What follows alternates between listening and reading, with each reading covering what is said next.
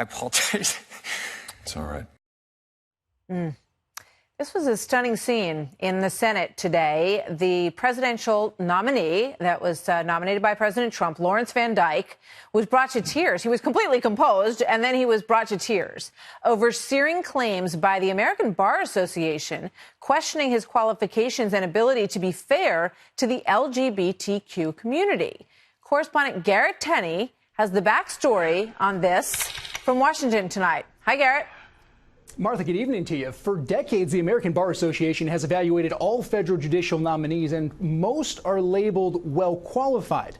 But in a blistering letter to the Senate Judiciary Committee, the ABA said President Trump's nominee to the Ninth Circuit Court of Appeals is not qualified for the federal bench, in part because its evaluation found that Lawrence VanDyke is, quote, arrogant, lazy, an ideologue, and lacking in knowledge of the day-to-day practice, including procedural rules. The ABA's evaluation didn't stop there, though, and went on to suggest that VanDyke would not be fair to members of the LGBTQ community, a claim he got very emotional over when he was asked to respond at today's hearing. Did you say that you wouldn't be fair to members of the LGBT community? Senator, that was the part of the letter.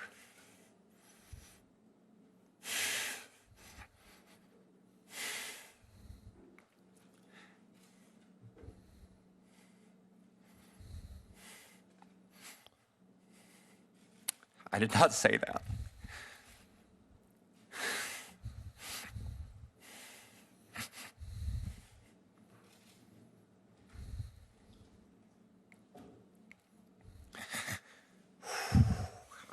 I apologize.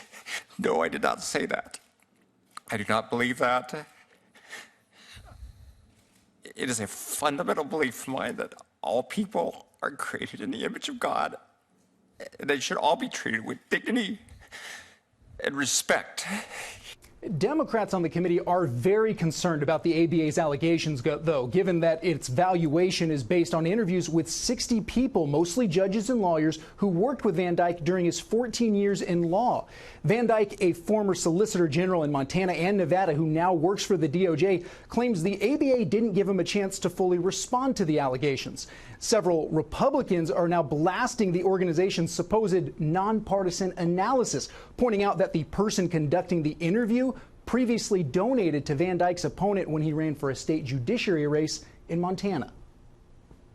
All I can say about this letter is that I think it is a shameful exercise in political bias. I have no context or ability to evaluate any of the accusations that are made here. The ABA has lost its credibility as a neutral arbiter. It should be treated no differently than any other special interest group, which it is.